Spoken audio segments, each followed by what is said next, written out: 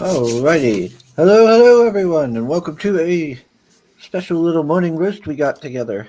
I kind of got this together at the last minute. I Yeah, just happened to see Mark.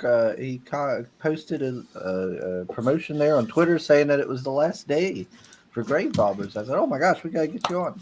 that's not what you said, but yeah. It was something to that effect, Sim. Oh my god, Okay, that was the point of it.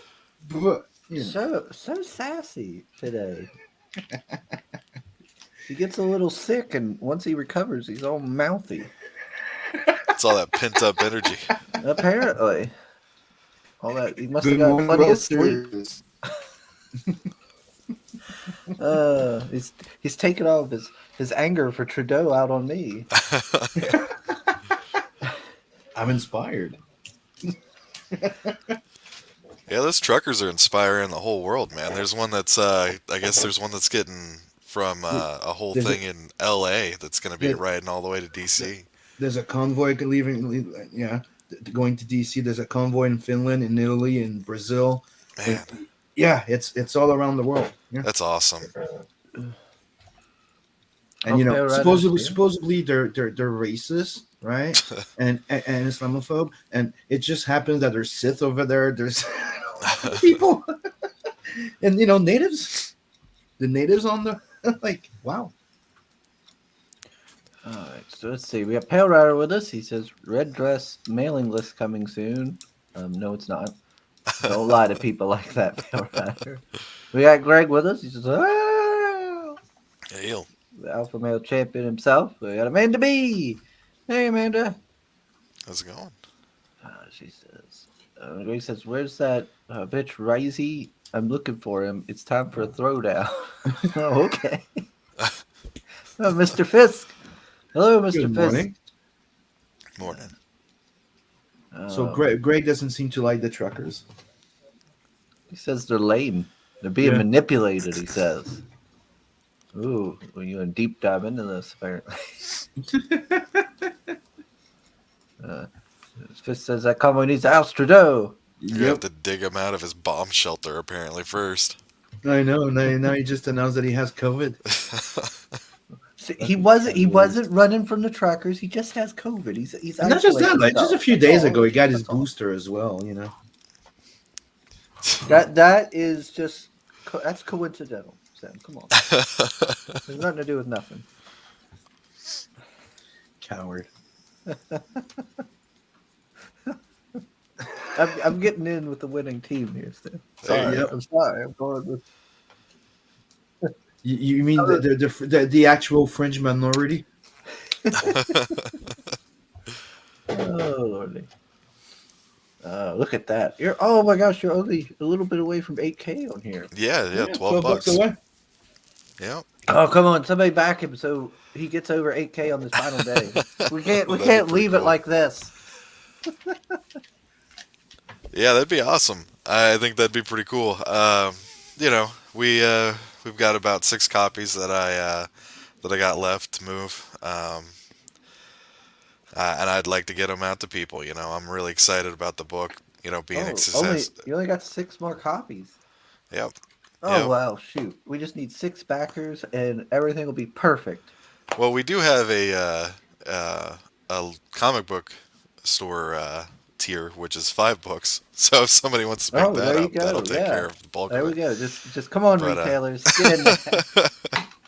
But no, I mean, you know, I'm really, really, really happy with how successful the campaign's been, and you know the amount of people that have supported me, and the amount of people who have backed, and the amount of people who have been there to you know, help promote it and help me along, and Mhm. you know, show me the ropes and stuff like that. I mean, there's so many people to thank for really getting there and helping me, and you know, this isn't just a me thing. This isn't just, you know, I wrote the story, but you know, there's so many people along the way that were behind me on this. So, you know, Mhm. to everybody out there that's listening, and you know, everybody that backed it, and everybody that helped, I just want to say thank you, and I want to say that, you know, it means a lot to me.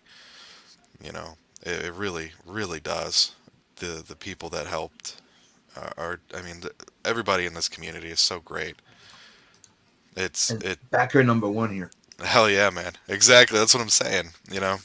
Mark is here basically giving his acceptance speech for like an award. And it's all emotional, and you got to cut in with your backer number one shenanigans. No, I mean, well, Sim's been one of those guys that is. I mean, he was there, like he said, he was backer number one. You know, and like I said, well, and this is where I started the campaign. This is where I launched it. You know, so a huge thank you to you too, Chris, and you backed the book. And Good it's book. I don't know. Like I said, I'm Chris is just. just Chris is just so because he was backer number 3. Was it 4? I don't remember. I don't keep up with that. I'm above such things.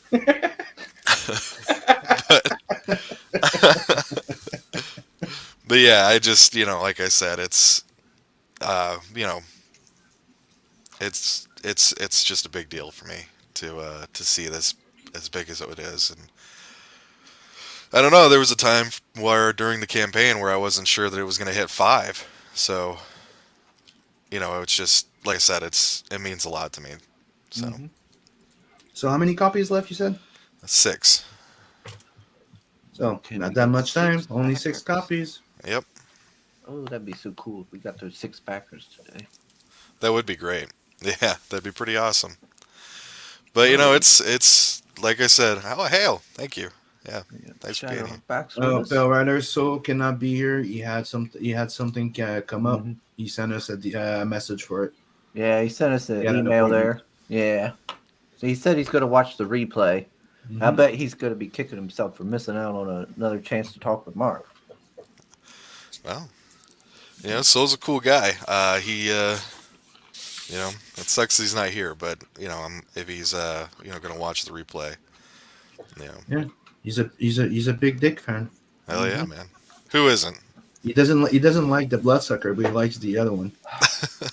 Uh, I He's not hate. here to do the whole. He'll get it. It's for the I'm waiting for it. rewatch. It's I'm just one. waiting It's for it. just for the rewatch. I'm waiting for it. Yeah, I hate that I couldn't get my clips put into the clip thing here on StreamYard. I'll help you Play deal them. with it. Who likes big dicks? Well, I do. I know I do. Yeah, should have never uh, gave you that ammunition, but well, it's fun. So let's see. Let me No, see yeah. another thing in here. Let's see. Let's see.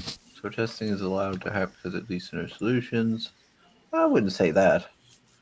Protesting can get you somewhere if enough people do it. well, that's He the great says thing. I'm weekly sorry, when guys. people are finally ready to start to fight. But Greg's gonna by the time next thing you know, Greg's gonna be like in the woods calling himself a Wolverine or something. Gonna have his bunker ready. He's gonna be all Dug a set up. foxhole. He's ready to Yeah. go, man. He's putting pungy his little tiger traps like the Vietnamese all over the place. Dude's ready for Rambo 2. Yeah. Canada. Yeah, he's gonna be up there in the Great North. Standing outside of Ottawa, ready to go. They drew first blood when they You tried to see how jab many me. people is there, dude? They drew first blood. They Oh, forced him to supposedly take we a need a back sugar seat. rush. Refresh. Oh yeah, look, Mr. Fish says number 185. There are now 5 books remaining. Awesome. Thank you so much, man. I really appreciate that. Ah! Wow, Birthday man. cake. That's so cool. Thank you. Really. Mm, Really, I mm, mean it. mm. Thank you so much. That's right. That's the power of the morning roast here. Hell yeah, man. Hell yeah. Some dedicated people in the chat. They love books. Let's see. I know, Pale Rider. I know he's allowed to slack sometimes though. Soul is. He's a good guy. Oh, and by the way, Soul, because you're going to be watching the replay, he had the nerve to say on the email that he was our number one favorite mod behind. Who was it? Behind Frog G and Not Mo. Help me, Sim. Mo, Mo? Mo. Yeah, he Nah, said nah, it. nah, nah, nah, nah. And I'm going to say right now, Soul, they might be some great wrenches, but this is the morning roast. You are number one here. You will always be number one here. Mm-hmm. You are. He's a co-host. That's right. There you go. You are He's our chat above. You're co-host. not just a simple wrench here. No, You've ascended that station, sir. you're the third host. There you go. It's not the same when he's not there. Oh no! I've been clipped saying I like big dicks. Who likes Considering big everything dicks? else everybody else gives me hell for, this is nothing. Oh, we all get it. I didn't notice, by the way, when you played the intro. I've seen the intro a few times, and I've seen a lot of the art with the red dress and stuff. Mhm. But there's one piece of art that I didn't really notice because I guess I just wasn't paying attention to that part of your anatomy in the drawing. But I didn't notice. I did notice this time that there is the dress is coming up a little, and there's a noticeable little red circular area Yeah. under the Yeah. leg in one of the drawings. Yeah. I didn't notice that before, and this I'm I wish I had noticed this time. Yep. Yeah. Yeah. Yeah. What's about? uh, do Yeah. Unfortunately. What's that about? what? Oh, look! He says, "Congrats, Mark. Got mine a while ago. Great work." Awesome, man. Awesome. Yeah, no, I'm glad you backed it, man. Thank you so much, really. Oh, I'm glad you liked it. what'd you think of it, Shadowhawk? I honestly really liked it. I've read it a couple times now. It's Passion did a great job with the art. He did a I phenomenal might actually job. scroll down and show some of it. Like there's Sim's piece. Yeah, his fantastic Richard drawing. Yeah, that comes with every book too. Yeah. Mm-hmm. Card, that one, right? Do what? That's the card, right? Oh yeah, that's a trading card. Yeah. The other one's a little different. And then there's this, which is a mini print that comes with it, which was done by Sim and colored by Beacon. Yeah. Waylon is so cool. Yeah, I gave him a lot more. A lot of people seem to like him. I didn't realize that the response was going to be so positive with Waylon because he was kind of. I kind of wanted to make him, kind of funny at the same time and be, have a lot of darkness to him. So I didn't think that people were going to respond the way they did, but people really seemed to like Waylon. So in the second book, I gave him a lot more. I gave him a lot more screen time, I guess you could say, a lot more dialogue. So I hope people like it. Yeah. I always liked the look of this. How it looked kind of like a piece of like something you'd see out of a western. Yeah, that's the thing. Me and Passion, we looked at a lot of old like older Western posters for movies, and we wanted to kind of bring that feel into it. That's why it has like the like lime green border because that was something they did in the 50s and the 60s. And so we wanted to kind of bring that in, like almost like a Good, the Bad, and the Ugly, almost, or something by Sergio Leone. So we brought that in, and that's why it's got like the at the bottom. It's got like the credits like you would have in a movie, and the title and stuff. We're gonna be. I have an idea for what I want to do. It's actually a Japanese. I think it's a few dollars more. It's the Japanese poster for a few dollars more that I want to kind of. I don't know if I guess parody would. I guess it'd be parodying it, but that's kind of what I want to do.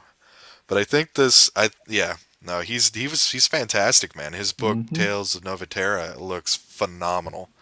I actually have a story in there, a short story called the Huntsman, and I think people are gonna like it. But you got guys like Eddie and Phil, and I think there's another person I think I'm missing, but there's fantastic stories in that book. It's gonna be cool. Yeah, he does have a nice all-star cast in that Yeah, book. he's got a lot of fantastic artists. He's got a lot of fantastic writers. I don't know if you like Passion for Drawing, you're gonna love that book. It's gonna be pretty cool. Let's see. Tell a story. I don't have a story to tell. Oh my god. Mark knows You the always stories. have a story to tell. Mark knows the stories. Let's see. Problem with a lot of people is they don't think they're in a war because there aren't bombs and soldiers killing people.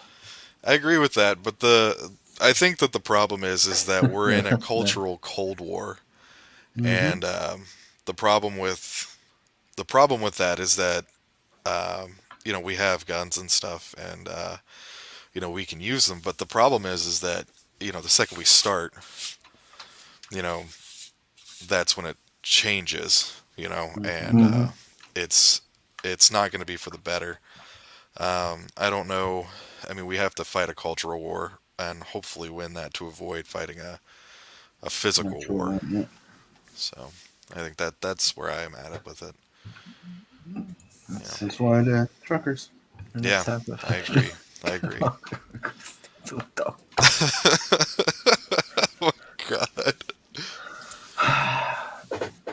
It'll just be you swaying back and forth, and the bulge will be swinging too. You've heard the other stories, haven't you? Which ones? I've heard several stories. Well, there was the red dress story. There was The V. Bibi, Nigerian woman story, and there was the well, there was also the, as Pale Rider calls it, shopping for dong story. Shopping for dogs. Yeah, that one. It's amazing how we can go from like a serious like cultural Cold War. This is what we need to do, and then we swing to shopping for Yeah. dogs. Yeah, this is coming on my show where I can't stay on topic. It's just that's the beauty of the morning roast is that we can shift from topic to topic seamlessly, and yet Yep. at the same time two radically different topics. Oh, a squirrel. Exactly. Yeah, Exactly. that's what happens when your host can't like do just one thing. No, I think it's great. I think it's fun and I it think makes it's it more fun. dynamic. Dude, we go from one side to another, then come back to the store. Dude, it makes it fun. I don't know, Exactly. It's like driving across town to drive back again. It's not about where we're going. It's about where we, how Oh, we we're get about there. to crash. Let's reel in. Eyes on the road. Right? Yeah. No, it's a good time. That's like I said. It's why I love the morning roast. Yeah, it's a fun show. It's a fun show to be on. It's a fun show to watch. Let's see. Oh, Johnny's here. He says, "Don't make me go there." Okay. Oh, I know you was on topic, Greg. Yeah, I know. I know. Yeah. I know. I'm always late getting to the chat. We just have so many people. My chat's going like 80 miles an hour, just like Bancrofts and stuff. It's so hard for me to keep up. Yeah. There you go. That's the excuse I'm gonna go with. Well, it's a burden being popular, man. Yeah, It is. I'm just so popular. It's a burden. It really is. Well, I'll get there one day. I'll get there. It's all about how we get there. Yeah. It's just kind of. Yeah, in all honesty, I love the way it is right now. I get to my chat doesn't go so fast that I don't get to talk to people. Well, that's I like the size of my channel right now. It's intimate. Yeah, there we go. There you go. Yeah, that's what she said.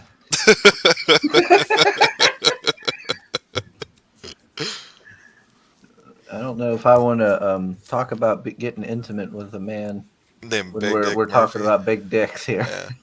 Uh-huh. Hairy man named Big Dick. Let's try that again. Who likes big dicks? Oh, don't bring up Harry. I was waiting for him. I was waiting for him to say it so that Pale Rider could clip him. All three of us will have that clip. Don't bring up hairy men right now. Next thing you know, I tried. It didn't work. Lola's gonna show up and start calling me Cubby. I don't need to deal Cubby. with that right now. She says I'm hunting for a bear, Dear Lord. and she went around. She was on Pops' stream the other day, and was telling them that I was gay and Who? Wow. Lola. Lol. Oh shit.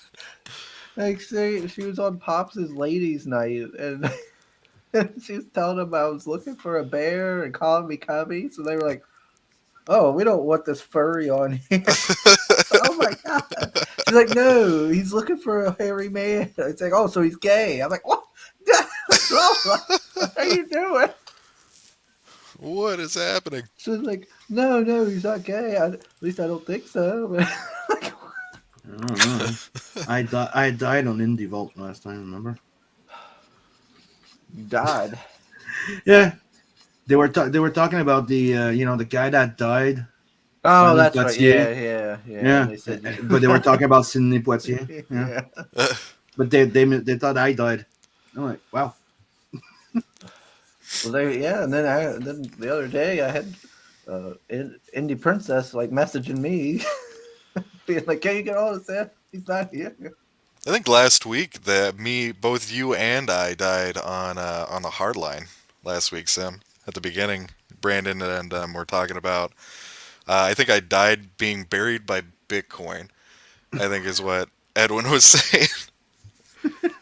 I was watching. I was sitting and I was kind of drawing in the while I listened. I was listening to it in the background, and I just kind of laughed. I was like, "Oh, Yeah. okay, that's how I die. Is Bitcoin." But yeah, no, it's Fake news. it's going around. People just dying. So Hmm. no, When it's people are starting rumors about you dying, you've made it. exactly. Well, that's how it is. They all go. It's the 27 Club.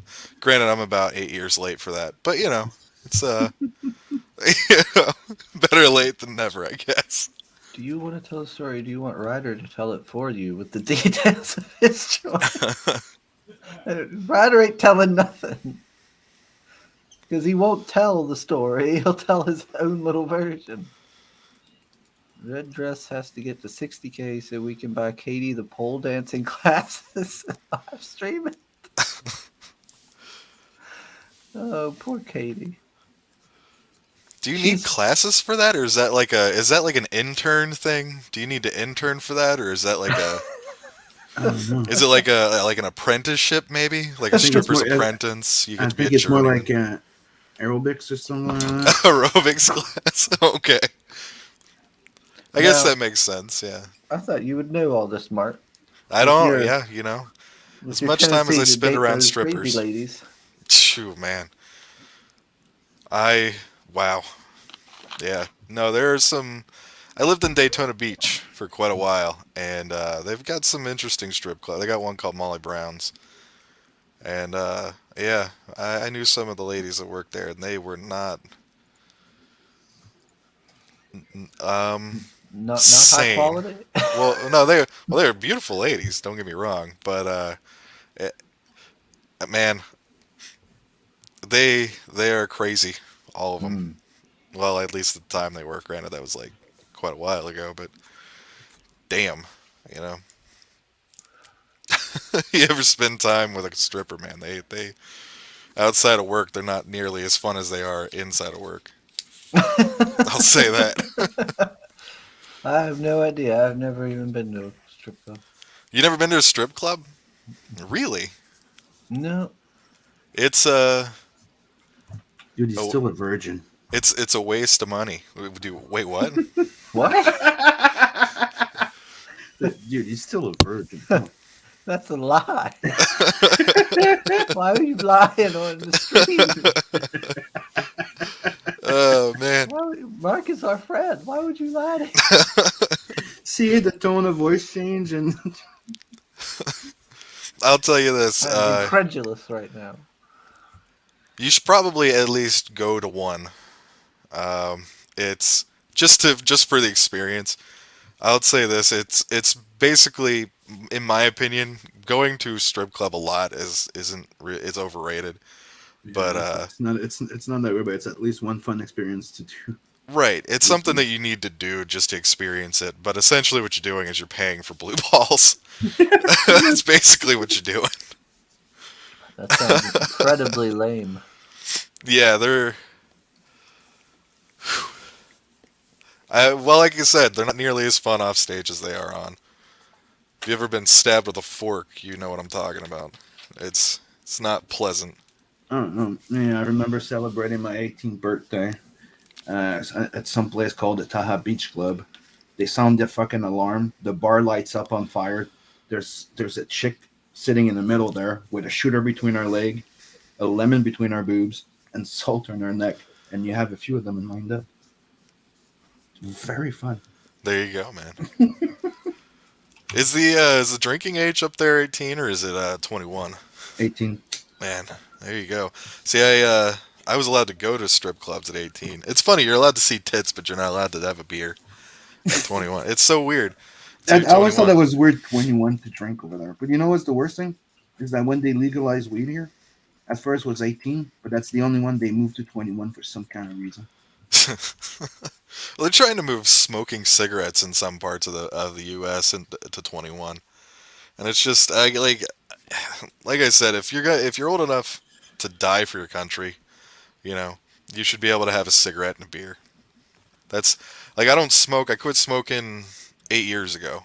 I quit smoking, and you know, so like The, I'm guy, done with that. But the guys are like saying it. Going to the strip club is bomb. Like, dude, it's not about going to see the titties. If you go there just to see tits, see chicks, obviously,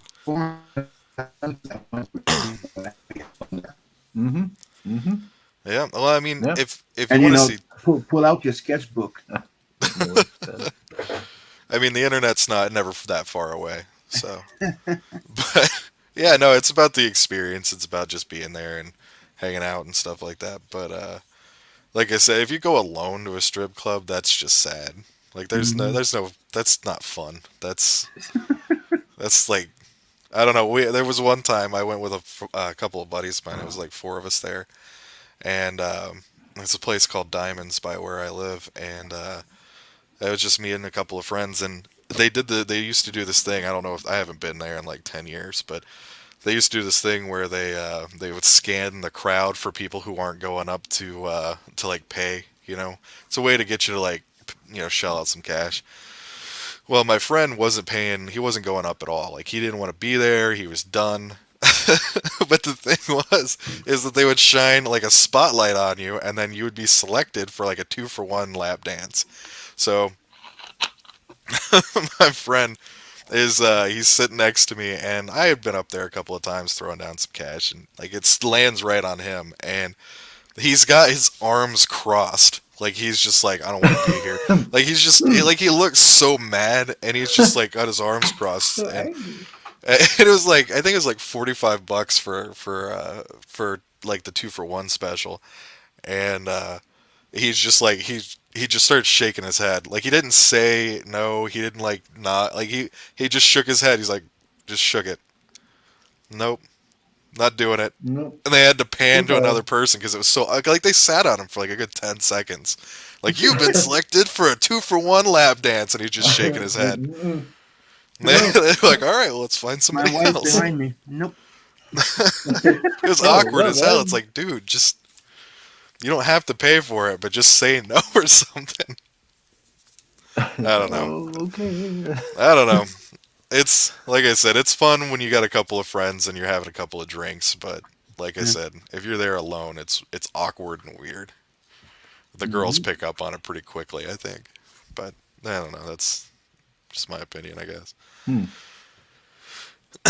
I thought about it going at one point in time. I was like, well, maybe I should go just to go, and I was like, well, if I go by I don't know. I don't know like you just said. I don't know the whole culture of it. I'm like, well, if I go by myself, would that be weird? It comes off as sad. That's my Yeah. opinion at least. If you ever come up to Ohio, I'll take you to a strip club. We'll go with a bunch of friends. But yeah, no, I think that Greg and Chris have got it. They really do. Like you see people talking about how they exploit women, and you know, I guess if that's how you want to look at it, but it's really a way to exploit men because it's just a way to get dudes in the door and then have them Yeah. throw all of their money away. It depends where you are, because let's just say that here they're pretty much in control of what they're fucking doing. Yeah. I need to get caught up here. Let me see. 655. Risey's turning you all gay, isn't he? Tell the story of you trading dick pics with baby. That's a lie. Fail Rasher. That is not how it went. Strippers be crazy, way overrated. Well, no, that's what Mark's gonna think. That's how I went. Though. About the radioactive gal. She stabbed me multiple times Yeah. with things around the house, like a fork. She stabbed me with a pen. She never stabbed me with a knife, ironically, which I'm kind of thankful for now that I think about it. Yeah. I didn't really think about it until now, but yeah, no, she's. Yes. Yeah, well, no, it wasn't my jinx it. wife. it's not my wife. and then Mark married her. And then I put a ring on that finger. Like, wow. No. She's upstairs. I probably shouldn't talk too loud. Having your back, buddy. Yeah, I got my back to the door. I should probably turn around. She's sharpening her knife. Yeah. Oh, she didn't stab him. But he's about I've been stabbed by multiple women, too, now that I think about it. I've been stabbed by 3 different women. I'm worried She's about why behind you you going keep like, I'm getting the only stabbed. I one. date crazy women. Like, my wife is the only... She wasn't crazy. She's the only woman that I've ever been with that isn't absolutely insane. And that's why I married her. Because she... the second she stabs me, we'll call it quits. That's what we'll do. Mark's like, holy shit, I need to get this one locked up. I gotta get this one. She's the only one that doesn't want to stab me. She's not assaulting me. This is great. I've had probably maybe 7 or 8 major girlfriends since I was out of high school, and all of them, with the exception of my wife, have been absolutely insane. Yeah, absolutely. Yeah, it really is to exploit the dudes. But I think your mom. What? probably don't do that. That'll come off super weird. Yeah. That'll be worse than going alone. Oh man. But no, like I said, most of the women that I've been with have been insane. I don't know. I there have been some nice ones. Maybe it's me. Now that I think about it, like I don't know. But it's Yeah, you just got a very stabbable body. maybe that's just what it is. People are like, maybe I just bring out the stabbing in women. Maybe that's what it is. I really need to sink some utensils in him right now. You know what? This guy right here, I could stab him. Looks like a fork type of guy. Just like He this. could That's use all a the- fork in the kidney. That'd be really cool. Yeah. I think he'd like that. It's He could be Valentine's more Day. red, more iron in his diet. Yeah, Just You think know. about it all day. That's all they do. Just so I'm they gonna can't take it stab him. anymore, and they're like, Just- ah. One of these days. Wonder if I throw that plate hard enough and it would slice his head off. This says there was a strip club in San Jose that my coworkers took me to, and the chick that gave me a lap dance started crying. I was like, "Wow, I don't usually have to pay for this." There's a song by the Bloodhound Gang called "The Lap Dance is So Much Better When the Stripper is Crying," and it is a horrific and hilarious song.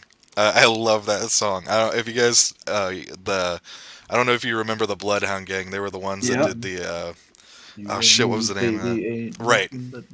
right, that one. That's doing like they do on the Christmas. But they have like multiple albums, and it's all of it's hilarious. But Lap Dance is so much better when the stripper is crying. Kills me. It's so funny. Captain stabbing Middleton. Yeah, that's about right. Poor Fisk is over there like licking the tears off of her. So.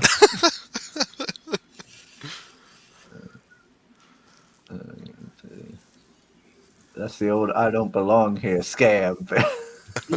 Yeah, she was just trying to rope Fisk in with the whole tears. Like, no, I'm actually a decent, chaste woman. And then she's gonna give him the old stabbing. There you go. Yeah. Never trust a hooker with anything sharp. Or I'm sorry, a stripper, not a hooker. Probably not a hooker either. You're gonna have Pale Rider very upset with you, calling his strippers hookers. That I apologize, Pale Rider. Let's You don't want him going and visit you in his barbecue Jokes on her. I'm a misogynist. and Like starts shit. calling you Barbie. You get my drift? Captain stabbing. Cat stabbing. It's an oath I've done you say. The roof is on fire. Great song. Great song by the Bloodhound Gang. Yeah. Mhm. But no, it's I don't know. I don't know how much more you guys want to talk about strippers. Is there strippers in your book? No, there is Amanda Lynn, who we've landed on the screen here, who I guess kind of looks like a stripper right there. You know, like, there's probably going to be a saloon. They're probably going to show up eventually. I was just trying to make a segue. But, Sure, absolutely, absolutely, Just, yeah, just trying to angle it in there. yeah, yeah, no, Definitely. like Nice attempt. yeah. No, it was good. It was good. I ruined it. It was me. I was the problem. Oh, Lord. That looks so cool, though. Yeah, he really did a great job with these wanted posters. I tried to incorporate them onto the back of the cards. So like the Big Dick Murphy trading card has the wanted poster. The Richard one also has a wanted poster for the image on the back. I didn't have one for the Rotting Golem. I didn't think to talk to him about that. So when I went to actually make them and send them off and everything, I realized that I didn't have a I didn't have a wanted poster for him. So I just used a clip from. I used the black and white Joe Ball sketch that he did for the trading card. That's what I think I used. I probably actually look at it. I got them right in front of me. But yeah, no, I wanted to incorporate them because they look so cool.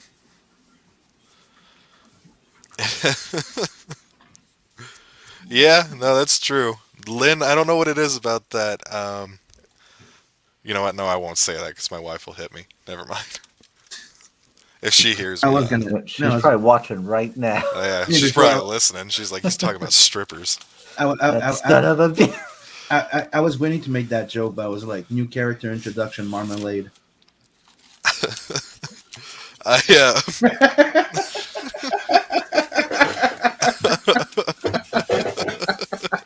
Oh. Oh, I won't say it because I'm just not gonna say it. I'm not gonna get hit. I'm not gonna get stabbed. Pale Rider says he prefers to hire hookers to dance. Well, then Well, you know, what do you strippers do then, Pale Rider? They just hang out with the boobs out? huh? Yes. Yeah, I guess. Greg No, says he's hookers are trying much to let more you know that honorable here's a than multi-service. Oh, There you go. he's a pimp. Happy time. They got a long resume.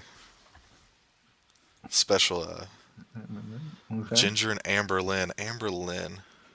Yeah, porn. Yeah. Oh, okay. Okay. I was like, man, that sounds familiar. That is cool. Yeah, that is so cool looking, though. Yeah, no, that was really great. I was thinking about for the second campaign, I was thinking about doing epoxy resin statues to sell in the campaign. I'm not sure how interested people would be for that, but Big Dick right there with the arm in his mouth. I was thinking about having a epoxy resin statue of that so that I could put it on the second campaign. I really, really like that. That whole double page spread. I was so blown away by that. And I thought the colors were so fantastic. That's something I don't talk about enough is Eugene's contribution to the comic. He was phenomenal. I mean, just the differences in the colors of the wood on the walls are. I mean, he's a very talented colorist, Oh, I and love the job. I I don't love talk the about job that he did enough. Do on what? that card. Job he did on that card. Like those are the Yeah. like he did colors I would not expect, and I love it. Yeah, like I said, he's very talented, and I don't talk about him enough. And I should. I should try to make a point to talk about him a lot more because he took this comic, he took Passion's art and he elevated it. and what was already an incredible piece of work. He brought it up sky high. So you know, I'm I'm gonna start trying to make a point to talk about him a lot more because wow, I was really blown away by this. So, but yeah, like I said, I was thinking about doing a resin statue for this. I think that would be really cool. I thought about hand painting them myself. I don't know. I was gonna try to do a couple of test ones to see how they turned out, Hmm. and if they didn't work, if they didn't look good, doing somebody who was a little bit more talented, a little bit more professional than me to paint them. But I thought about doing like a limited run of maybe 25. So I think that'd be Hmm. cool. If people would be interested in that, I would definitely be into doing that. So Yeah. I think that'd be cool. Look at that. Yeah, That's glorious. I love that. I really love Evil Dead. I've talked about this. I don't know how much. I love Sam Raimi's work. I love the over the top. You know, uh, when you watch Evil Dead 2, like there's literally a point where it's just blood spraying out of the walls. An arterial blood spray, and you watch Darkman, and it's so over the top. And that's what I loved about this page right here was just the huge blood spray. Like it literally goes from their necks to the top of the comic to the top of the page. And yeah, no, yeah, he like I said, he blew it away. He did an incredible job. I can't wait to see what he's gonna do for two. I've started storyboarding it a little bit myself, and when he's ready, we're gonna start getting that laid out because he's working on Nova Terra right now. But Hmm. once we get it kind of squared away, we're gonna try to shoot for maybe sometime in the fall, maybe late summer, fall. Definitely before November.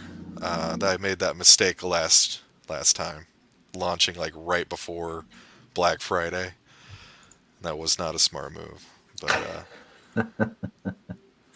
Yeah. but I'm sure that does affect things. yeah. Well, it's one of those things. This is my first campaign. I don't have any background in like marketing or really anything related to like entertainment in general. I'm into like engineering and shit like that. That's what I do. So it's not like I walked into this, knowing how to really do anything. I'm a self-taught writer. I had to take English classes and stuff in college, but a lot of the stuff I've learned from reading books on my own, practicing writing and stuff like that, creative writing, like challenges and stuff that I've tried to do. So this is it was a lot of firsts for me, and I don't know that I've done the greatest in terms of like marketing. I could definitely be on more shows, but with I have it's been a busy couple of months for me, so I haven't really had time for a lot of that. But with the second campaign, I'm gonna try to make a lot more time in scheduling. With the first campaign, I've learned an incredible amount of what I need to do, and now that this campaign's ending, I'm going to be taking a step back for a couple of weeks and kind of thinking about mistakes that I made, things that I did right, things that I can change and tweak. Um, it's really interesting because it really gives you a lot of perspective, stepping away and thinking about, okay, what have I done here? What have I done here? And what can I make to make this better and more for the fans of the comic that I have now and the people who I want to make fans. I want to make more fans. What do you do to bring more people in while at the same time giving something back to the people who are already really love the comic and have supported you. So it's been an interesting couple of weeks for me, a couple of months really of introspection and analysis. But no, I think people are going to be really happy with the second one. People have been really happy with the first one. So, yeah, yeah. Yeah, I know I like it. Oh, thank you. I'm bringing a lot more stories in. I've noticed that people really like that. People want that. With the Diaz brothers, they're killing it with the Lost Pages. The Lost Pages one was really really good, and they put in so many really cool characters and really cool concepts into that book, and different artists and stuff like that who have Hmm. really they really come out and like stand out. The Masquerade was a story that I didn't think that I was going to like at first, but after I read it, I really enjoyed it. So watching that and seeing that, I'm thinking, okay, well, how could I incorporate that into Grave Robbers? I have like this narrative that I'm trying to produce over several comics. So I'm gonna bring in a Road to Hellhole, which is a short story. It's like 6 pages that I want to put in, and then I'm gonna do another story called Gaunt that is a tie-in to Grave Robbers. It's in that universe. But there's also another story that I've been working on that I think I'm going to do an ash can of. I thought about making a 12-page ash can called "Vengeance Is Mine," and it's about a guy who he and his brothers are like hunting human traffickers, and his brothers get killed, and he's kind of left with nothing, and he kind of gets touched by God to be like the avatar of his wrath. There's a couple of verses in the Bible that kind of talk about like wrath is mine, saith the Lord. Um, there's a verse from Romans that's really really cool about God's wrath and how they're like these people who are in charge. But I thought about doing that and having it being like just this like nonstop, like you would think, like you think like Christianity and stuff like that, and a lot of people think like chick tracks. But what I wanted to do was I wanted to take like that concept of like God's wrath, and I wanted to put like 12 pages of just like nonstop action of him just cutting through these human traffickers and stuff like that. Originally, it was going to be like monsters, like vampires or werewolves or stuff like that. But I thought, there are real monsters in this Hmm. world, and like human traffickers, and you know, obviously those would provoke, a pretty massive response. So Yeah. I thought about trying to have that, and then just having it just explode like nonstop, like this agent of wrath who just walks through these guys, just destroys them. You know what I mean?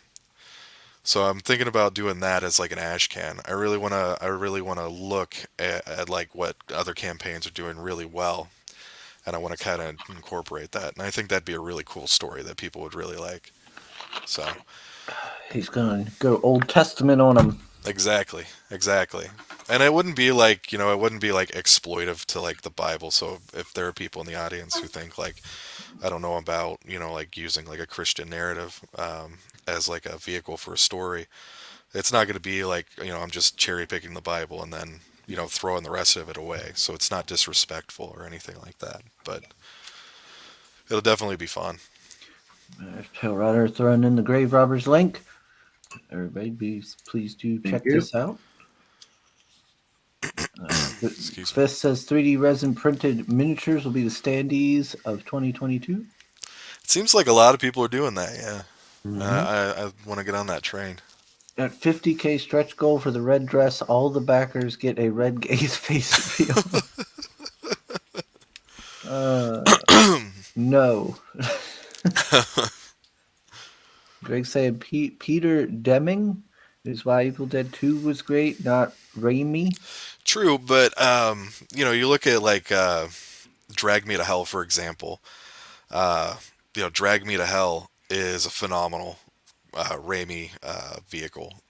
You even like the Spider-Man movies are very dreadful in a weird way because they're very positive movies, but like you look at like the scene where in Spider-Man 2 with Doctor Octopus when they're trying to cut off the the appendages, I mean, it's a pretty it's a horrific scene. Like it's something that you would see in a horror movie. Like there's literally at one point one of the nurses is being dragged across the floor, but she's gripping the floor with her fingernails, and you actually see, I think, one of the nails come off as she's being dragged. And it's stuff like that that I really really love, and like the gore in like Drag Me to Hell, which I guess isn't really gore; it's more of gross out. But it's stuff like that that I really do enjoy. 80K Sugar Chris oil wrestles baby in a kiddie pool. A kiddie pool? Or oh, okay, okay. I thought he meant like a pool for cats. It took a second. Like I read it first before it clicked in my head what he was talking about. Oh, we got Ace with us. Hey, Hey, what's Hale. up, man? Hey, Oh, well, see, okay. Sorry, Pale Rider. I can't tell the story now. Ace is here. Ace doesn't want to hear that nonsense. And he says, Raimi Spider Man movies are shit. what? Wow. Greg Yeah, is Greg always, is enlightened. I thought. Greg is always full of very controversial statements. We're not. If Greg's it's a not good guy. if it's not Vola, he doesn't like it. He's he's entitled to an opinion. That's what I'll say. We're not going to find any common ground on that front. The third movie isn't the greatest. It's not the strongest. But I think I think Spider-Man 2 is probably one of the best comic book movies ever made. I'd say that and Winter Soldier are probably my two favorites. That and Batman Returns. Those three. Those are my favorites. I love Batman Returned. I think that was the first comic book movie I remember watching as a kid. I absolutely love that movie. Probably also have had an effect on why I hate my problem with crazy women. With Catwoman in that movie. That might have been the spawn point. Mm-hmm. The origin. Johnny, that's a pretty safe bet. Baby is probably much bigger than me, so she'd probably win. But then again, she sounded older, so I might have an age difference on her. Let's see. Having standards isn't controversial. Okay, fair enough. All right. I can be pretty picky and particular as well, so okay. Everybody's entitled to their opinion. Except us, it would seem. Like I said, I like him quite a bit, and if he doesn't like him, that's fine. You know, I'm not gonna. I,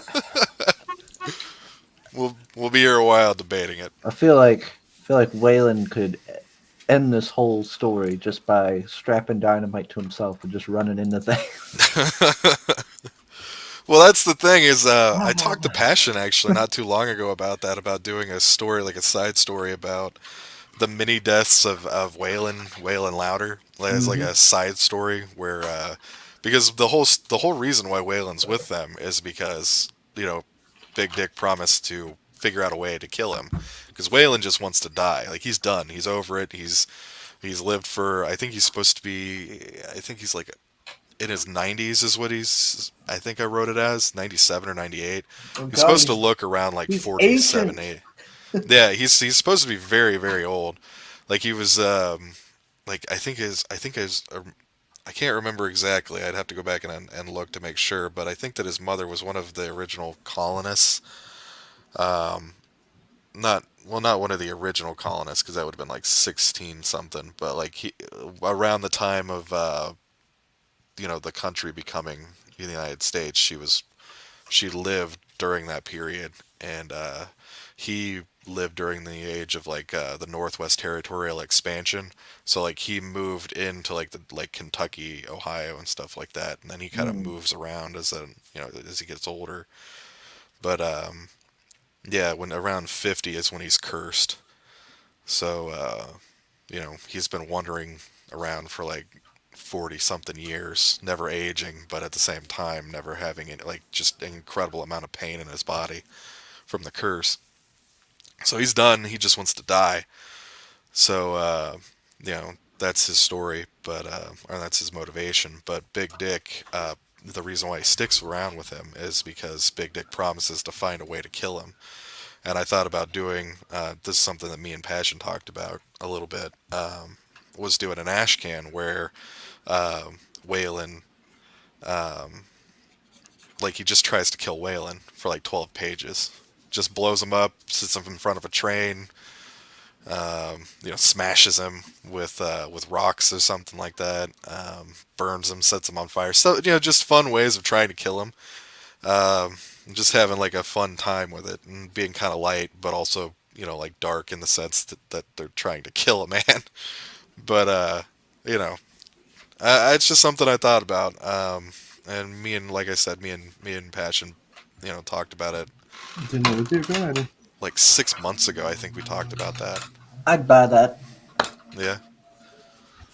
Let's, um, let's yeah. Let's see. I never did play the trailer. I'm gonna do that.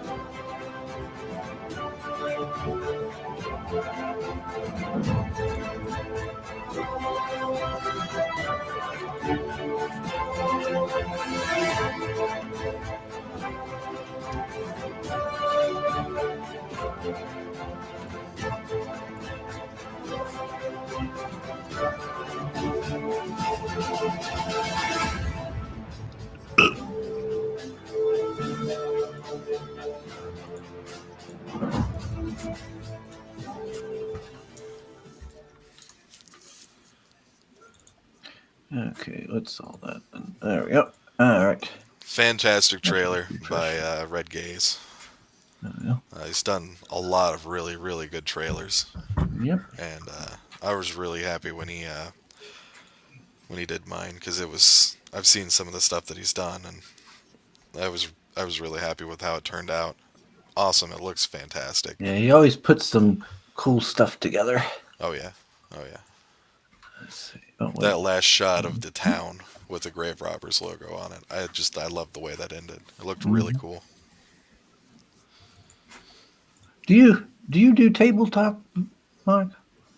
I do. Not so much anymore. I haven't played in a couple of years. I used to do like tabletop wargaming, like with 40K. Ooh. I liked that a lot, but it's expensive and hard to Yeah. justify. Yeah, Sometimes. that's why I've never got into it. Yeah. I bought a 3D printer a long time ago to try to 3D print the miniatures and stuff. Because I was like, I don't really like the way that they're going with, some of their lore. It seems like they're kind of, So I thought about, all right, if I don't want to do that, maybe I could, make some. And they don't look right. It's just they never turn out the way that I want them to. So I didn't really do that. I probably have a couple $100 worth of their miniatures, but like I said, I haven't played that in a while. I used to play D&D and Pathfinder. I really liked World of Darkness for a long time, like Vampire the Masquerade. What is it? Werewolf the Yeah, there was Hunter the Forsaken? Reckoning. Hunter yeah, the there's Reckoning was fun. There was Werewolf, the werewolf one, and then the Vampire the Masquerade. I think they also did a spirit one as well. Yeah, they did. I think it was Wraith. Yeah. They did Demon the Fallen. They did I've always Promethean too. It was the one where you could play like a Frankenstein creature. Yeah, I always wanted to play that, to play World of Darkness, but I never got to play any of these things. I never realized it back in the day. For the original Xbox, they had Hunter the Reckoning. Oh yeah, yeah. And Wayward I and used to play that all the time, and I never realized that game was set in the world of darkness until much later. oh yeah, yeah. No, I well that's the thing is that for some reason it wasn't nearly as popular as like Hunter the Masquerade or I'm sorry, Vampire the Mhm. Masquerade, God, that was such a great game, the Vampire which is Masquerade. there was actually a TV show for I think it was like 10 episodes that they did. Mhm. It was called Kindred. It was Mhm. in like the mid 90s and I've it seen wasn't clips. yeah, it's not bad. I had it on DVD I think like 10 or 15 years ago. I don't know what happened to it. I might have lent it out and never got it back probably, but um, no, it's a lot of fun. I liked Vampire the Masquerade a lot. I liked playing as Nosferatu because you get to be really ugly and gross and disgusting. Hmm. I had this one character who his particular strain of vampirism didn't activate the body, like reanimate the body until like 5 years after death. So Hmm. like I would awaken and then like have to claw out of the grave and I'd be all like gross and like I had a deflated eye because it Like was all just like like half rotted. yeah, yeah. And I like uh, lived in the sewer. oh, that is cool. I thought it was a cool character and I loved playing him. Um, but that was God, I was like 19. So that's been man, it's a long time ago feels like. So Yeah. I'm um, I'm really wanting to do some tabletop on this channel that would and be play cool. I'd some. be into Yeah, I'm that, really dude. wanting to do that, and I'm trying to see who all plays and who all DMs and all that other stuff to figure all this stuff out. Yeah, no, that would be really cool. I used to DM D&D. Um, I don't think I've ever done that with Vampire or World of Darkness. Have you seen the Warhammer 40K books for the tabletop? Is that the new one? I guess I got it like a year or so ago.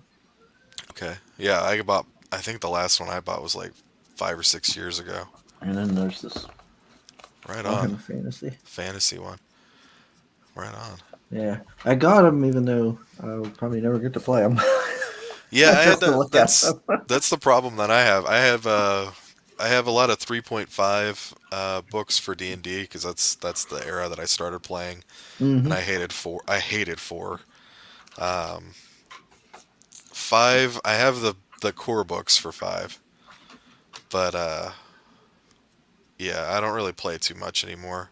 But I'd be into it if you guys wanted to play. Sweet. Just let me know what days and Yeah. stuff because I've Like the last time I went to Steel City Con, there was there's a group of a table that always sets up there with a ton of tabletop RPG stuff. That's all they sell. uh, And they had a bunch of core books for different things, and there was like one that was set during the Three Kingdoms period in China, and there was one that was set during like Roman era, but it had like magic and stuff like that. And I was like, oh man, these sound so cool. It's blending history with some fantasy elements. I love it. And I was like, well, you don't get it. You're not going to have anybody to play it with. It's not even. Like, don't do that. that Stop. was the problem I had with 40K.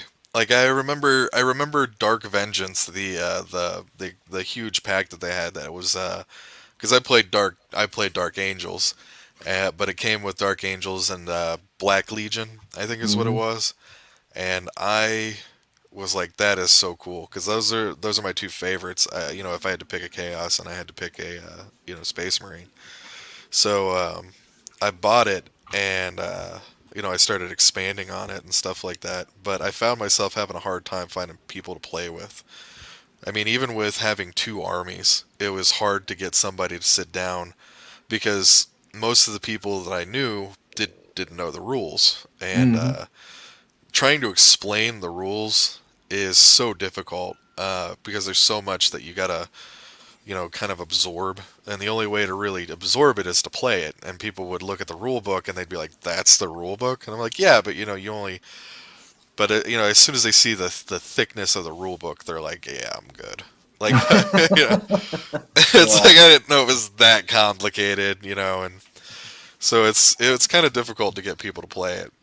So, like I said, I haven't played. I think in like 5 or 6 years. I think is the last time I played. So I did try to get people to play on Tabletop Simulator. Sorry, go ahead. I didn't know you were. Oh yeah, I got Tabletop Simulator, but I never like I got it, messed with it for a little bit because my friend told me to get it. He's like, yeah, you need to get this, blah blah blah blah, blah, and then we never did anything. So Yeah. I've put like 20 minutes into the game. That's exactly what happened to me. I had a bunch of friends who were like, "Oh yeah, we'll play this, we'll play that, we'll play Warhammer. We'll actually learn to play Warhammer and play." And it's like, okay. And I then was like, why we did I played get one this? time, and people were like, "Oh, this kind of sucks," and then we never did it again. And it's like, oh, great, okay. And my one friend here, he's like, yeah, I really want to play D&D and this and that, and I'm like, but then he doesn't want to, talk to people or do anything with people. Like the only people he wants to play with is like me and our other friend. While our other friend doesn't want to play it, and it's like, well, that's only two people. We need like a bunch more. But he doesn't want to go talk to anyone else. He doesn't want to deal with people. So I'm like, well, then you're never gonna play.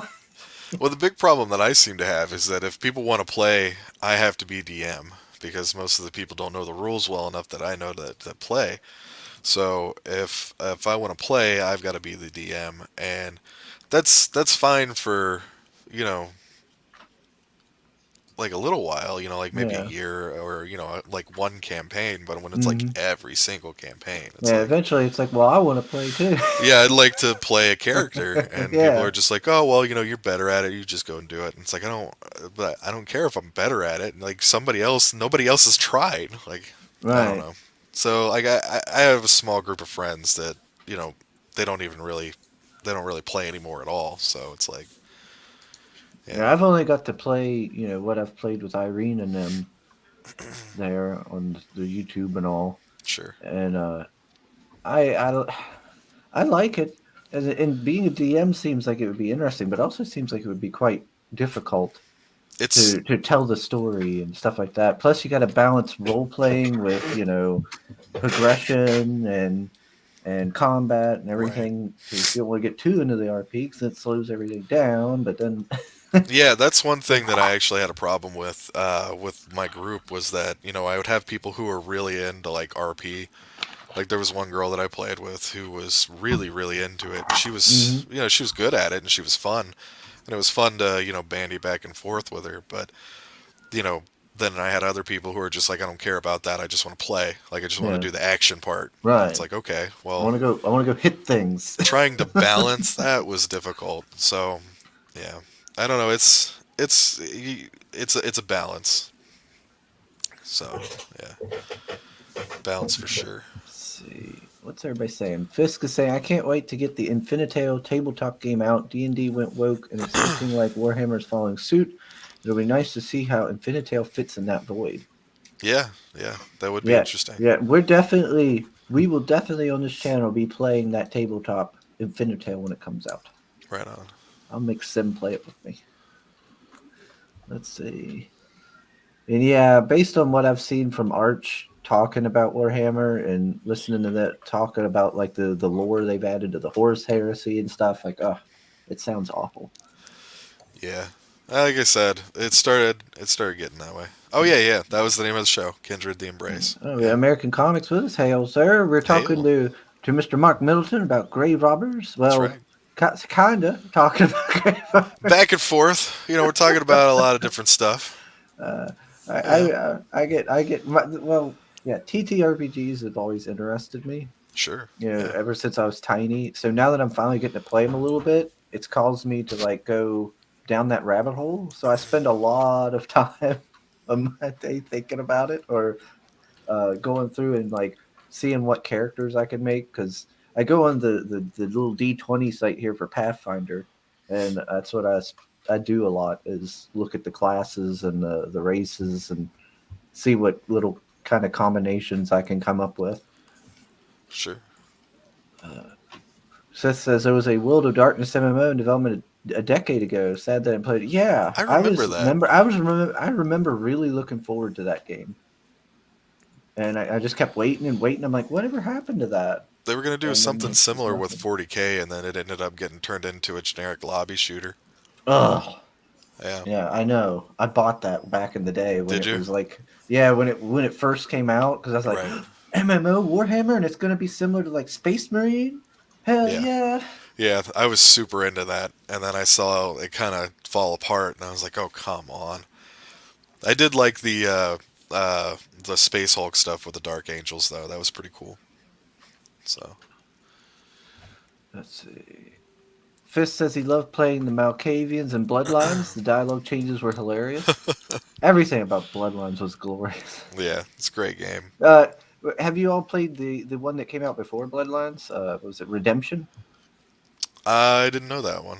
I didn't know Yeah, about that. there's one that came out like back in the day before Bloodlines. It was called Vampire the Masquerade. I think it was Redemption because you start out. I think if I remember right, you start out in like the Middle Ages and then it like time skips into like the modern day.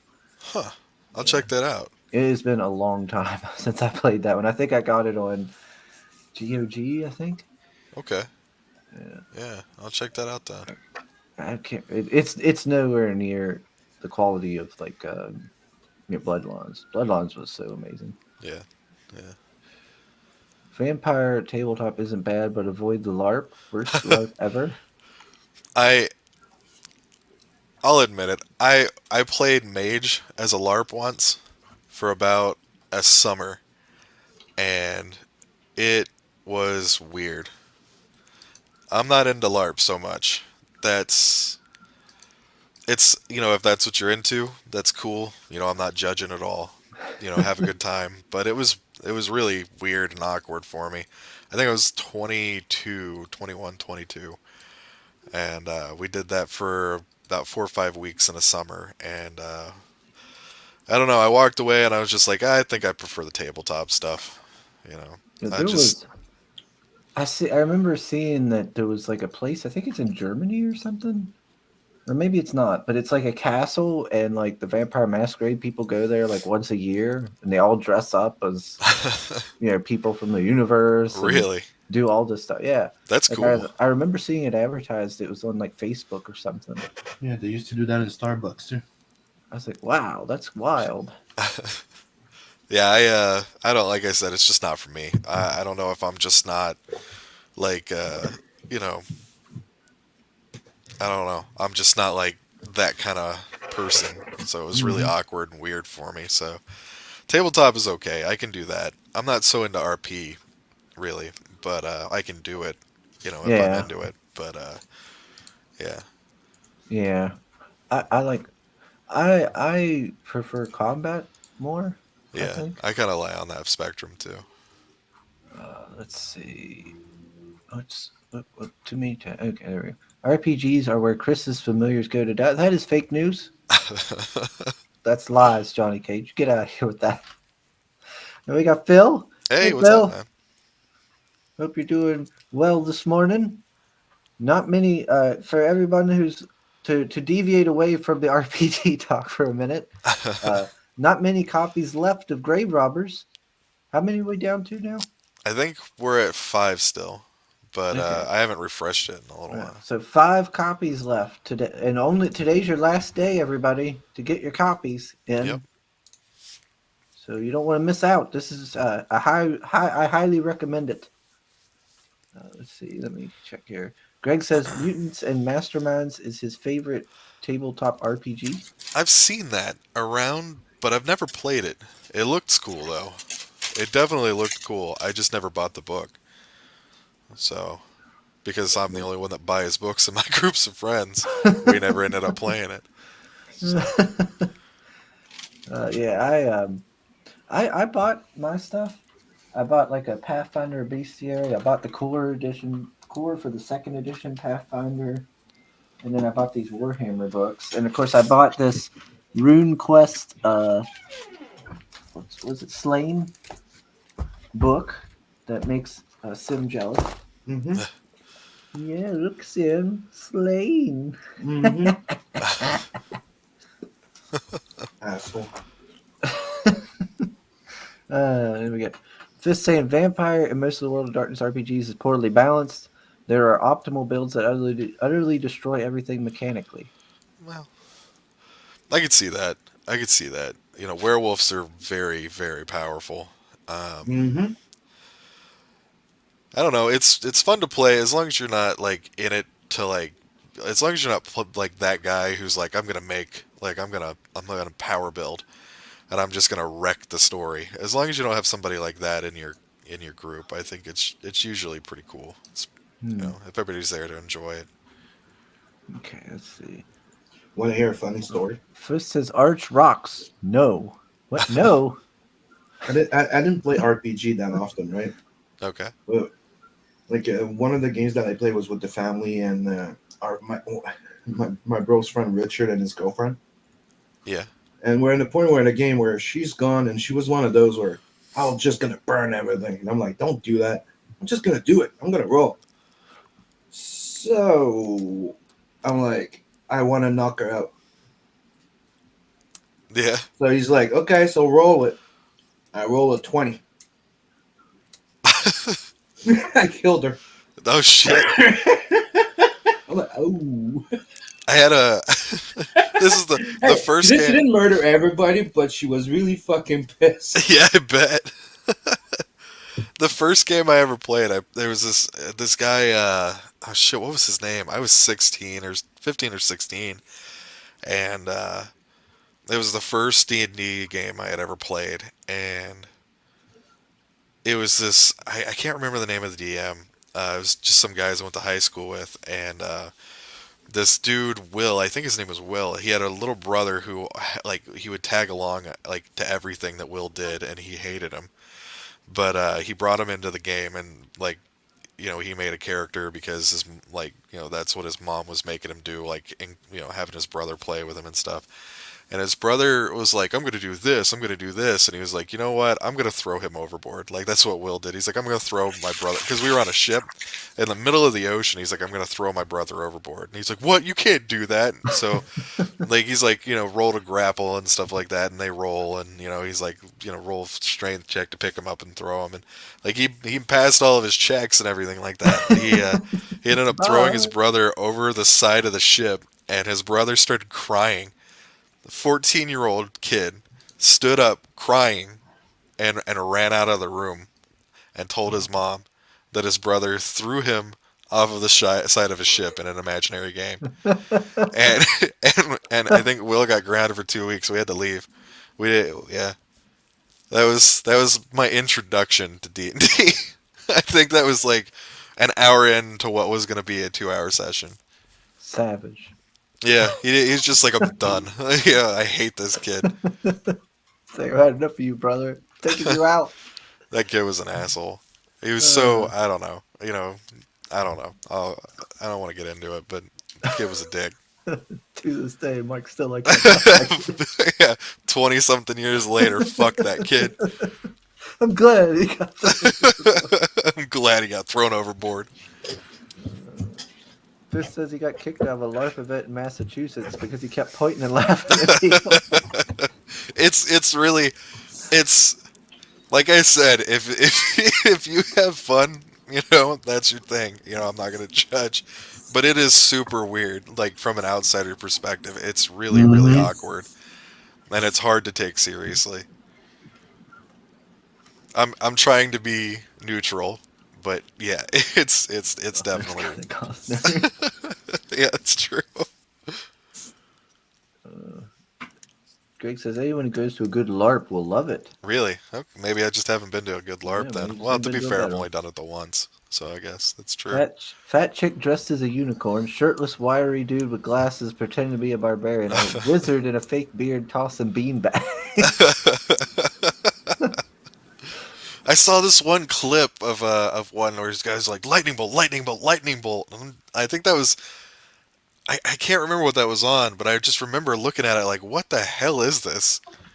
I don't know. It's like I said, it's something it's not for me. I'll say that.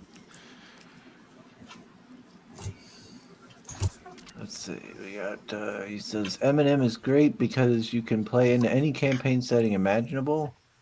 He's played Warhammer, Forgotten Realms, Star Wars, literally any setting in Eminem.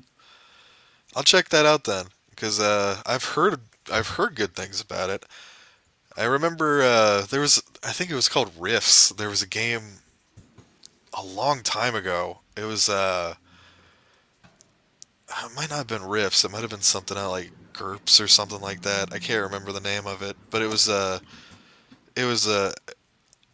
tabletop RPG that was super complicated. I remember a friend of mine when I was, I think, 17 was trying to get me into it, but it was so complicated. But he was like, "You can make anything. You can make this. You can make that." It was so like the rule books were huge, and it was just it sounded really cool, but trying to play it was just a nightmare because it was so complex. But I'll check out what is it, Master Mutants and Masterminds? You know, it's like Mutants and Masterminds. Yeah, I'll check that out. Huh. Like, so yes, yeah. I loved Rifts. They sued us when my studio. Hey, oh, Fist, you worked on Rift MMO. Yeah, I played Rift MMO. Oh shit. Yeah, I liked it. I liked that one. The only thing was I only got to play it for like a week. Or no, I played it for. Was it a week? Yeah, it was either a week or two because I had like a free trial. I bought the game and it came with like a so many day thing. I think it might have been 1 month, and I didn't have any way of renewing it for more time because they didn't have like a little card I could buy at Walmart or something. So I only got to play it for like a month maybe, and then I had to stop. And I was really enjoying it too. Sucks. Greg says Palladium Rifts. I guess is that Rifts game you're talking about. That must have been it. And Chris Fist says generic universal role playing system GURPS was decent. That might have been it too, though. I really don't. It was like, man, it was like at least 15 years ago. Whichever one it was very complex, and it did not hold my 17-year-old attention. But they say the 5th edition D&D is a lot simpler and It is, streamlined and yeah, stuff. it is very stripped down. It's a lot different because like I said, I learned to play with 3.5. So 3.5 wasn't super complex, but there was some math to it. AD&D is probably notorious for being kind of hard to adjust to with like THACO and shit, but like I said, with 3.5, I thought it was pretty easy and more like that. But once I read the rule book for once I read the PHB for 5, I was like, wow, they cut out like a lot, and it's super like super streamlined. So I don't hate it. It's D&D for dummies. Yeah, it's definitely to bring in people who So aren't. everybody could play. That's the monsters. Yep, that's all you need to really. Yeah, that's pretty much it. You get the square tile setting, and then you put the miniatures on, and you just heave dice at them, and that's what D&D is. That's how you win. Yeah. They make them with more sides so that they become more round, so they roll farther. So like a D4 doesn't go very far because it's like a pyramidal shape. So this is the game. This is how you play it. Let me see. I think I killed that joke sufficiently. Mm-hmm. Yeah.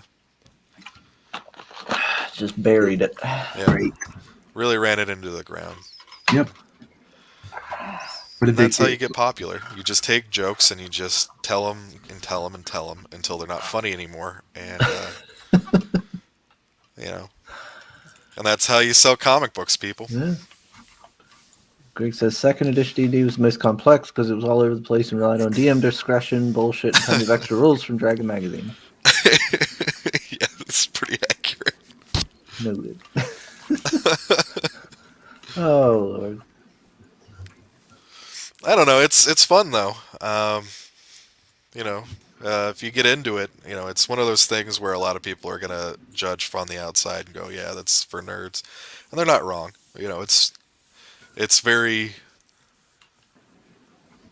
It takes a specific kind of person, I think. Excuse me. It takes a specific kind of person, I think, to let loose enough to be able to play a tabletop game, and it's not for everybody, but it's fun. Yeah. I find myself enjoying it because not for the role playing aspects. I'm just like about that. Like the more talking goes on, the more I'm like, okay, I want to be an adventurer now. I want to go fight things. But Yeah, yeah, dude. uh, I really like I like number crunching. Like it's kind of like with Magic. I like putting decks together and building stuff and putting together and see what I can do with it.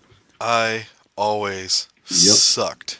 sucked at custom building decks. I am a terrible player at Magic. I probably have like 700 or 800 cards, and I have not touched them in probably minimum 10 years because I just suck at it, and I get mad because it's like I'll spend like days like, all right, this is what I'm gonna do, and then I'll play it, and then it's just like mana, mana, mana, mana, mana. It's like, god damn it, how much mana am I supposed to put in this to where I don't just draw mana?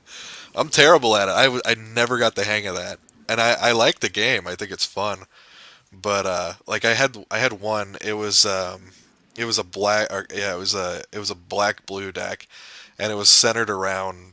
It was a discard deck essentially, so you just discard your opponent into losing. The main card was Zedek the Vampire, I think is what his name was, and basically when he hits, if he hits the player instead of like a monster, you can make that person discard the amount of damage worth of cards from their deck. So he was a 10-10.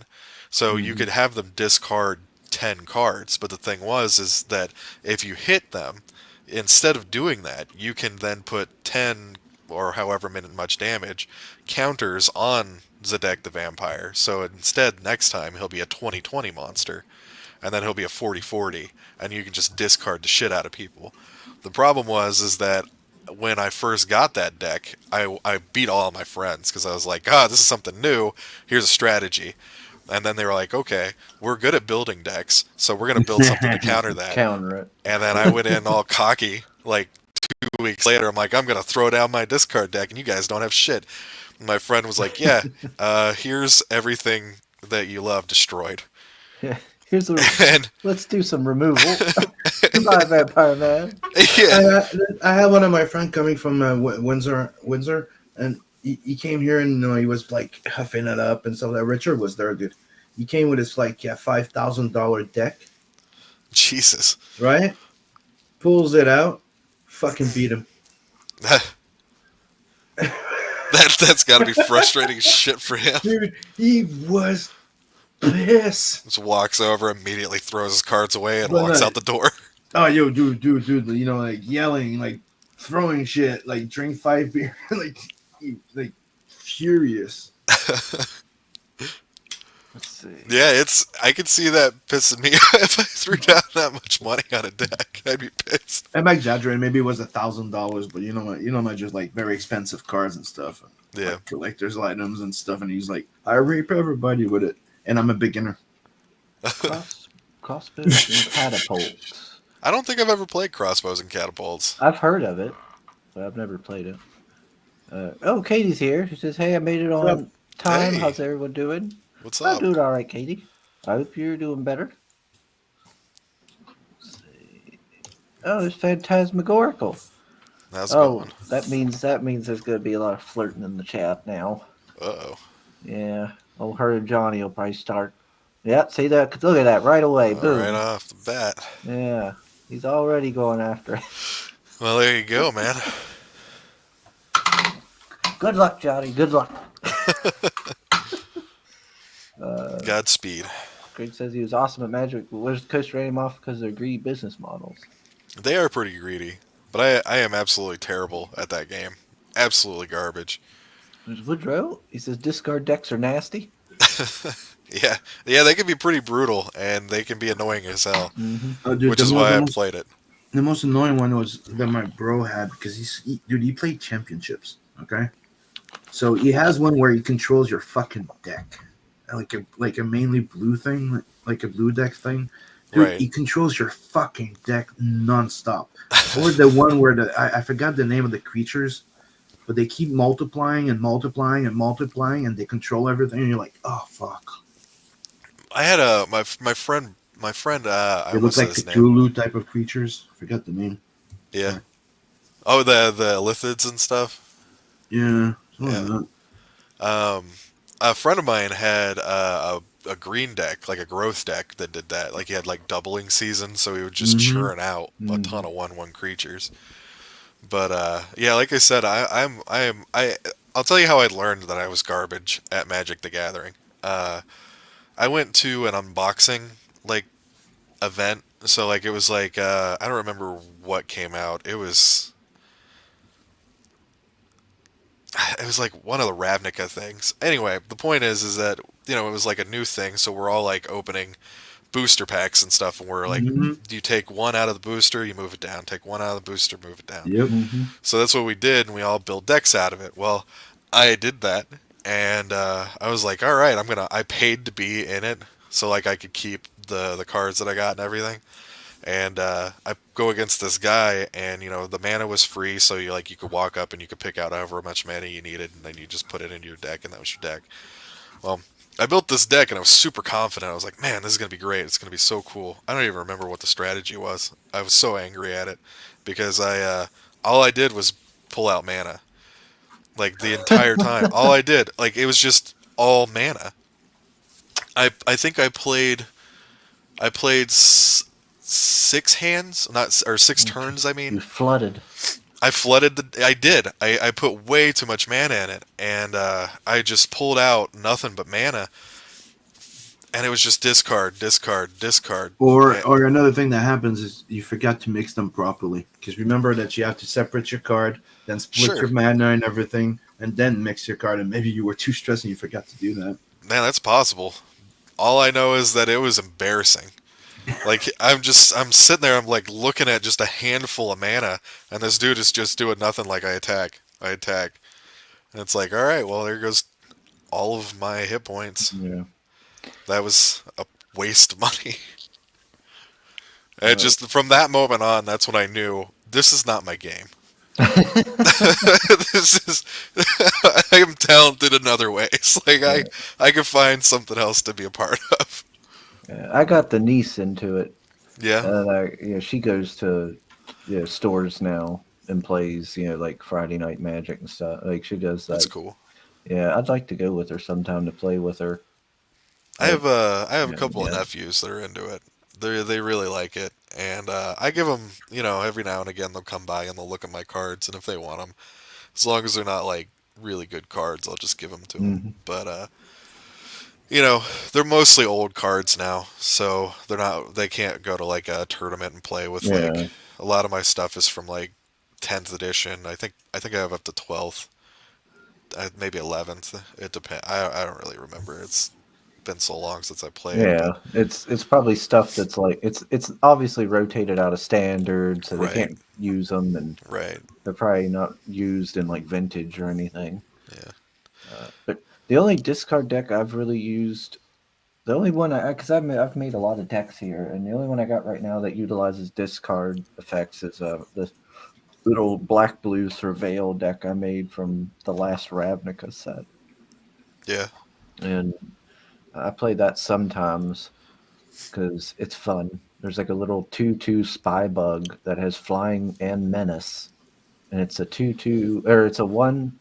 It's a 2 mana 1/1 with flying and menace, and every time you do the surveil mechanic, it gets a counter on put on it, a 1/1 counter.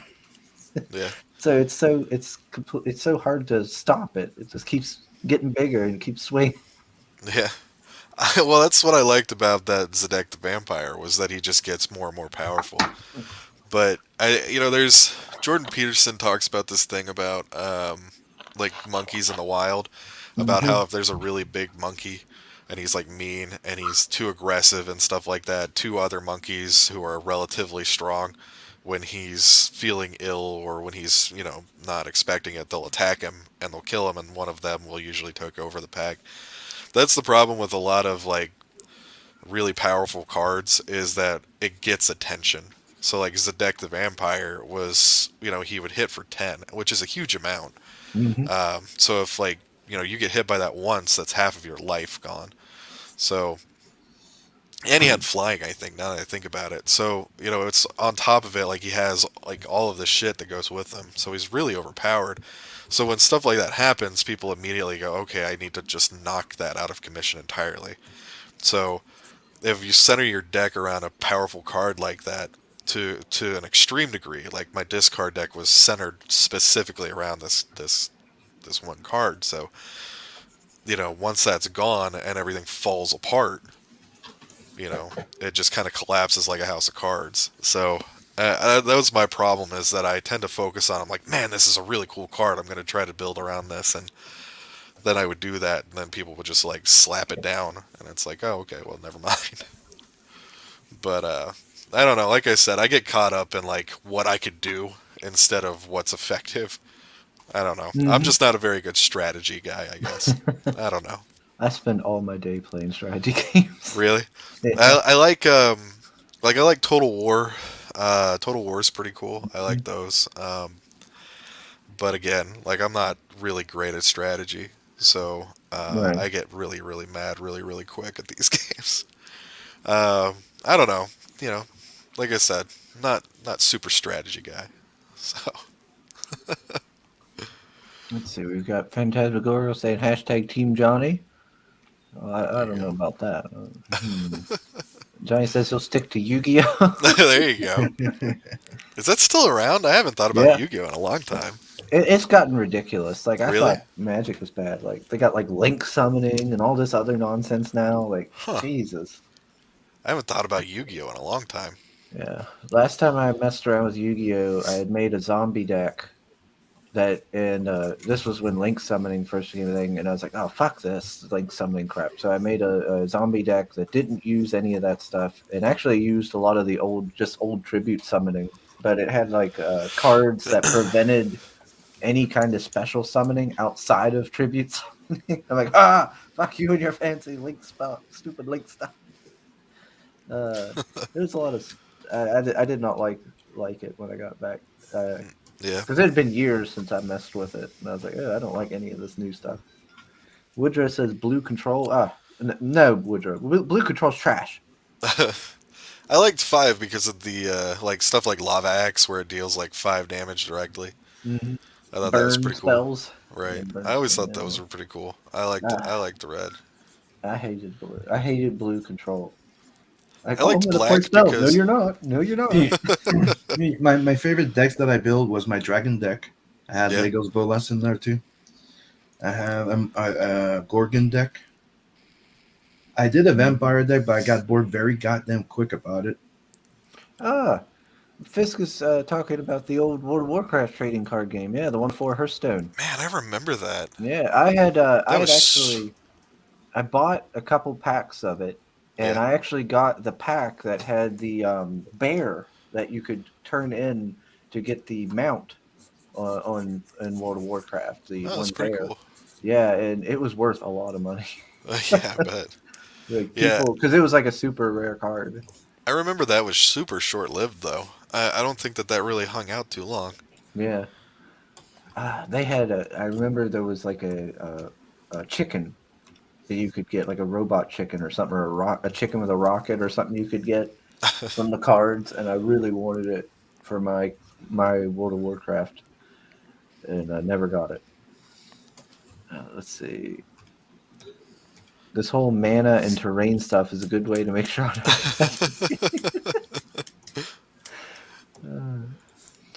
Greg says, I think a lot of people will love our CTC game Battlegate because it lacks micromanaging and is centered around character cards and action cards to activate their powers. Cool. Yeah, check that out. Let's see. Also, he's eliminating most of the RNG. It's built around player choices. Cool. And Johnny says Link Summon is goofy. Yes, it is. Stupid. I was like, well, I'm done with this game. Link Summon is trash. Oh my! But yes, I really. That'd be so cool if you could. Are you going to go on any other streams today? I don't have much lined up today. Like I said, I've taken like a step back to try to look at what I've done right and wrong in terms of like streaming. I'm not I don't think I'm really very very good at streaming and being on shows. I have a hard time staying on topic and stuff And like that's the that. thing. You don't have to. You just have to be yourself, dude. That's the main thing that I Well, understood is as soon as you understand that, Mark, you're good at these stream yeah, things. You're always talking and stuff. You always have yeah, something to say. I think one of the biggest things. Well, I yeah. appreciate that. You're Uh, better. You're going better than into me the at it, and I do it a couple times a week. I don't know about that. I like your show quite a bit. Even when I'm not, actively commenting on, I usually have it on in the background while I'm doing something. Um, no, I don't know. Like I said, I like to. I've the past couple of months, I've been really, you know, I've been really busy with a lot of stuff. With my move, remodeling. I have had a couple of contractors that have come to help me with remodeling my house and stuff like that that have not worked out. So I've ended up having to do a lot of this stuff myself, which takes up a lot of time, plus working full time on top of it. So I've had a lot of my free time eaten away. Um, so I've looked at a lot of the streaming that I've done and kind of trying to figure out what's, like I said before, what's worked and what hasn't, so that I can kind of gear up for the second book and kind of, you know, what's the word that I'm Hmm. looking at it, or what's the word that I'm looking for, um, so that I can be better in the future. I've always tried to like improve on myself, and so I've gone back and I've watched a lot of streams that I've been on and stuff like that, trying to see right. about it. I And can t- I can tell you, and me and Beacon, we can use somebody that talks a lot during our streams. well, like I said, I wouldn't, I wouldn't mind doing it. Oh, If you guys are into that. come on now, Sim. Beacon, he's such a chatterbox. Beacon's a good When guy. When he says something, it's always on point. Like Yeah, that dude Yeah, always. I mean, He's when we're streaming and drawing, it's always fun to have somebody that's not drawing and just keeping the conversation going. and his right. Skeletor, his Skeletor is on point, man. That That's he true. nails it Yeah, with that Skeletor. I love that. no, that is true. Yeah, he He does. does he does good impressions in general. Yep. That dude's cool. Oh, Fist says he's got to get going now. Lunch break's over. Have a good one, everyone. Congrats on Grave Robbers, Mark. Thanks, man. And again, thank you for backing it, and I hope you really like it. And thanks for dropping by, man. Really, thank you. Staying on topic is boring, Johnny Cage says. Well, then you're gonna love me because I can't do it. Yeah, I mean, if people are sitting here watching this show, they don't mind not staying on topic.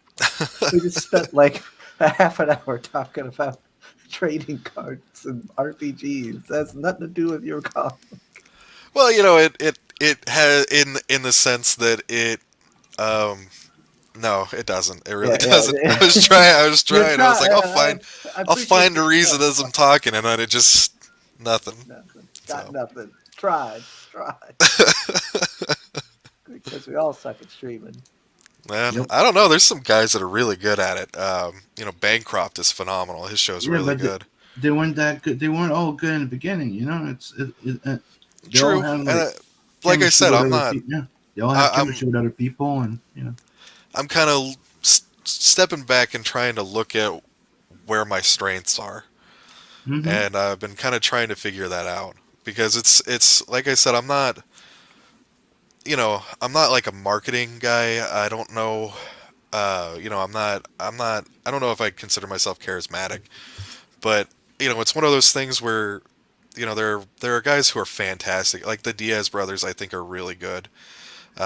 Phil is just like he has like that natural charm about him. Like he just seems to kind of have that easygoing attitude, and Brandon has like that. He's really like he's got a really good vibe about him where it's like he knows what he's doing, and he's there to entertain and stuff like that, and they're great at it.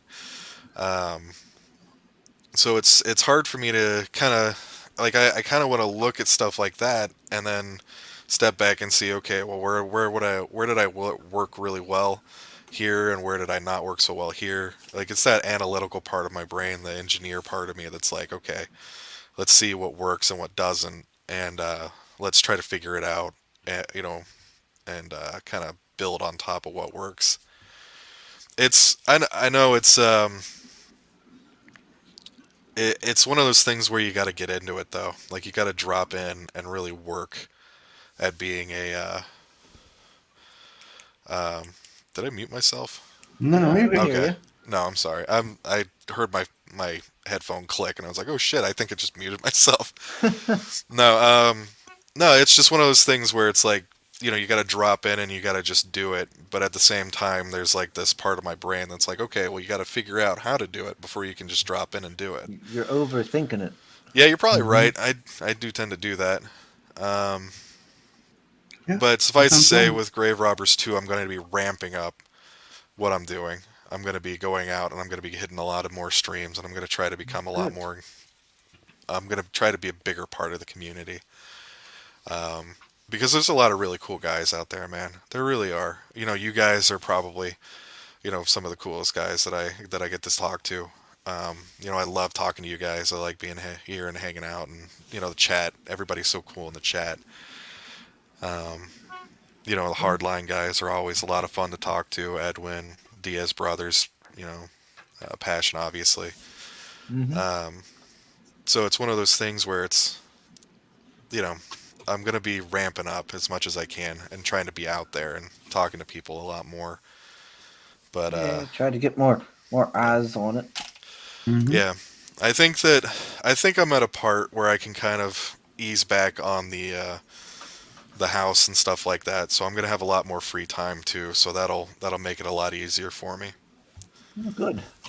But Greg says you're welcome to be a guest on the Brain Cage stream anytime. oh, that's cool. Thank you. Yeah, you can listen to him talk about how much he wants to gobble your nuts. Um,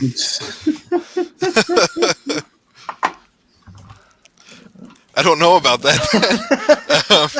Oh, what do I say to that? Tree Goblin says streaming's for kids. Respect to the boomers for having a go. Yeah, I'm getting there. I'm in my mid 30s now, so it's starting to creep. Mm-hmm. So Tasmagorical says no one really stays on topic on live streams. That's what makes them fun, at least with her Mhm. experiences. Yeah, I get bored with Pete. I'll be honest. Watching streams where they stay like really on topic and do all these things, like that's why my stream is the way it is because that's what I like. That's what makes me happy. That's what I enjoy. Like watching Mhm. people where they stay on topic real good, do all that. I just like I get kind of bored and then I just try to drift off. I guess it doesn't hold my attention. I don't know. I get bad. I'm bad for that. Like I'll be like, okay, I'm going to do other things now. Like I said, I like to put them off in the background because then I can listen with one side of my brain and then do something with another. I do that with music too. Like I'll play, I've got Spotify. I'll just sit and I'll play like a podcast or I'll play music.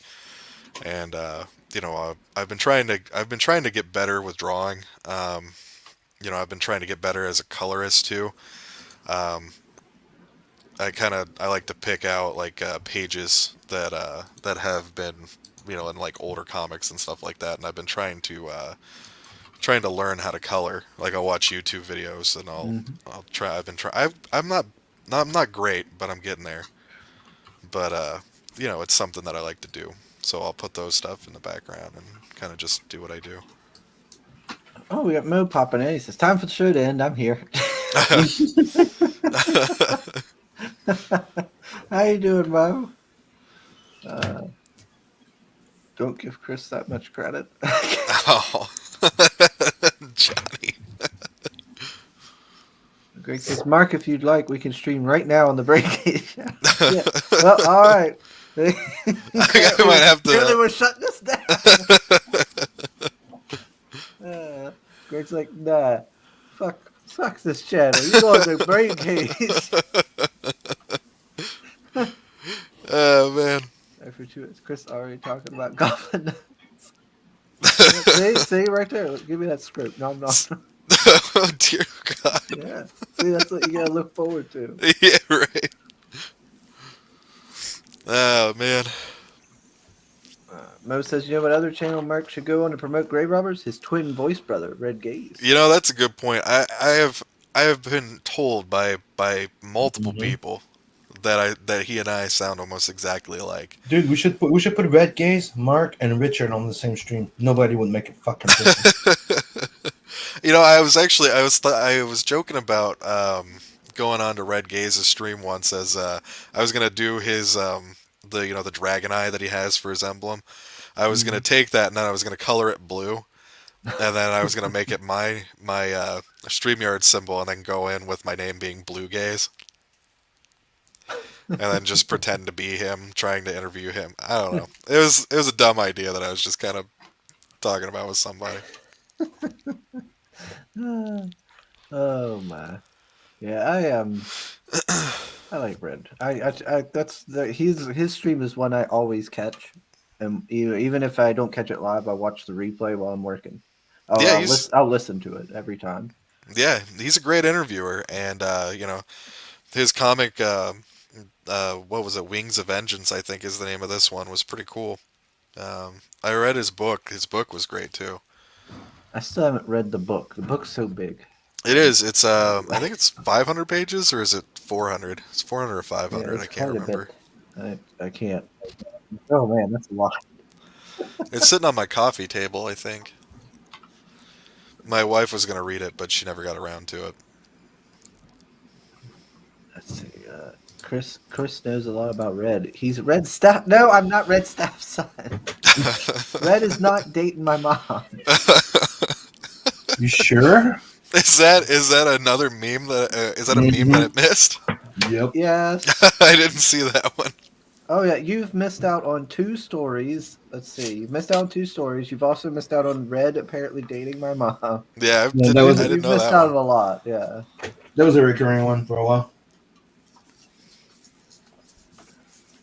It was Oh, Daddy Red Gaze.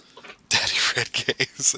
Oh no, I do think I remember that one. I know. I think I remember. Yeah, I think I remember that one now. Oh, that's where it came from. Things I got to deal with. Apparently, you also sound like Mr. Medicare. Huh. I'll take that as a compliment. I like that dude. I've heard of him, but I've never watched anything of him. His stuff during the beginning of COVID, like when it was still in China, was hysterical. He had this one. There was I don't know if you guys want to get into conspiracy stuff at all, but he did a stream with there's a YouTube channel called We've Read the Documents, and he had them on about a group called the Founders, and that was, I think it was like a 2 or 3 part episode that he did. He did two streams, I think. I think it was for his one of the Halloween streams that he did, and that was a lot of really interesting stuff that I did not know about, and it was creepy as hell. Interesting, but really good. It was pretty cool. He's got some great stuff. I haven't watched a lot of his new stuff though, to be honest with you. I haven't really watched him in like a year or two. I completely forgot about him actually. I might go back and watch some stuff later tonight about him, like some of his stuff. But his COVID stuff was hilarious. Like the whole "I'm gonna coof." I don't know if you, yeah, I don't know if you guys knew about that, but No, I don't. I guess I've never watched him. yeah, it was cracking me up. All the memes that were coming off of that. Some of Red Chris's favorite. I've read more than you think, Johnny. I take pride in the fact that he's read Grave Robbers. No respect. That's Hey, He says he does. Ask him a few questions. What? On page 23, no, This isn't turning into a quiz. it's turning into a oh shit, I forgot the intervention. word. Inquisition. That's what I was gonna go with. Inquisitions. Turn it into an inquisition. Nobody expects. That is- No respect. that is- Bring no out the comfy chair. Comfy chair. That was actually pretty good. That wasn't a bad Michael Palin. Let's see. I may have not watched Mr. Medicare, but I've heard his voice. Let's see. Let me see. This whole channel is an intervention. Yeah. All right. All right. I'm not telling you any stories. I've already. It's already almost. It's almost 2 hours.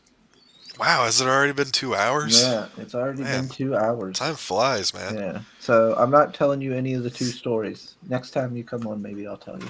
I guess Mo was right. Yeah. We're not doing that. Let's see.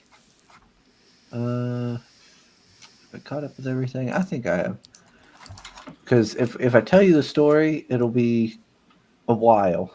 It'll take a while, and I don't want to do all that. Yeah, 36 pages. Yeah, it's 36 pages. I've got some extra stuff in there for some of the concept art for when I was originally talking with Passion when when he and I first started talking about grave robbers. Initially, it was just to do some concept work for me because I had the idea for these characters in my head, but I'm not a very good artist, so I needed somebody to kind of put pen to paper and kind of do something great. And I really liked his work, and he liked the stuff that I was talking about while he was drawing it. So that's how he ended up coming to draw grave robbers. I had one guy who had done some concept work before him that I didn't really like. I didn't hate it. It just wasn't. It didn't fit thematically with what I was trying to accomplish. So when I started talking to Passion and he started putting this stuff down, he drew Big Dick Murphy first, and it was almost like he'd pulled it right out of my head. Same thing with Richard. So it was really really good, and I was really hoping that he was going to do it because I knew that he was doing Doom Fate, I think, still at the time, and I wasn't sure if he was going to have the time to do it. And then, he finally, told me that he was interested in doing the project. So we kind of started putting it together. And it turned out phenomenal. It turned out really good. I forget what my original point was to this what we're talking about. But he did a great job. I got lost in talking about the concept art that he drew is in the book. That's where I was going with this. The concept stuff that he ended up drawing when we first started talking was so great that I wanted to put it in the book. So you can see the original drawing for Big Dick Murphy, the original drawing for Richard. I think that Amanda Lynn is in there, and I think Waylon as well, actually, and the Rotting Golem. I think, yeah, all of the main characters that are in the book are their original concept art is in there. So, Okay. yeah, it's good stuff. I really like it, and I thought it was so great that it was a shame to just let it sit in my computer and go unused. So I was like, you know what, let's put this in the book. So I put that in there. I hear a And- door creaking. Uh-oh. Mark's in trouble now. Here comes here comes the fork. Yep. Here comes the knife. No, I'm all right. She's still upstairs in a meeting, I think. Johnny says, "You cheater! Tell him." How am I a cheater? I did not say anything about. Gosh, I want to go to the Goodwill. I want to go see the guy's suits on sale. Today's one of their sale days. I guess I could tell him one story. Maybe I'll tell him the one. Varian says, "Sugar Crisp, will you go to prom with me?" Varian, you're not that young. Come on. Maybe it's one of those adult proms. Plus, what would Indie Princess say? Mm-hmm. She wouldn't be happy about that. Let's see. Maybe she Greg will says- be. Greg says, "If you want to stream, let's do it." Okay. Yeah. Well, I don't want to just leave the stream, but afterwards, I'd be cool for something like that. Hit me up on Twitter. No, but we're hitting the 2 hour usually. That's where we see. Yeah, I guess we probably should, so you can go stream with Greg. Yeah. yeah, Greg, if you want to hit me up on Twitter, we'll figure it out, and yeah, I'm cool for that. We can I can always have you on next time, and we can tell you the story then. All right, all right, everybody. We'll start to wrap this up then. So Don't forget to sub, like, and share. Absolutely. Yep. And let me think. What was I gonna say? Oh yeah, thanks everybody in the chat. You guys are always awesome, and you guys make these streams the awesome, wonderful things that they are. And thanks to Mr. Mark for joining us. Yeah, thanks for having me, man. It's always a fun time being with you guys, talking and hanging out. Oh wait, people are saying so in the chat. Variant says, by prom, I mean this event that we're having down by the underpass near I-94 for people with my unique conditions of release. Oh my. Oh my. Okay. All right then. Obviously, I'm gonna have to stream on Jessica because Chris Dave's in this one. Yeah. Mo says streaming with Greg is a punishment. It's on there sometimes. Johnny says this fucking guy. Hey, I told him I'll do it the next time. He's got to go stream with Greg. Quit yelling at me, Johnny. And don't All right. forget to go sign up to Telson and Netverse. And, you know. Oh, hold on, real quick. Greg wants to know if you're on Facebook, Mark. He's banned from. Yeah, but I'm like super blocked, or not blocked, but I have all of the privacy settings on. Send me the link. I'll send it to him through Twitter. Yeah, Sim can be the Gmail might be middleman. good. But yeah, if you want to send Sim the link. All right. All right. See, look at this. Look, Johnny's like, I'll yell at you all. I won't, and you'll smile at me and like it. This is getting kind So of scary. So hostile, Johnny. I'll tell him the story next time. I promise, Johnny. I promise. He needs to go. He's got things to do. He's got to go. He's got to go. You know, get his balls fondled by Greg. Apparently eaten. All right, everybody. Thanks for joining us, and we'll see you again on the next one. Later. Later.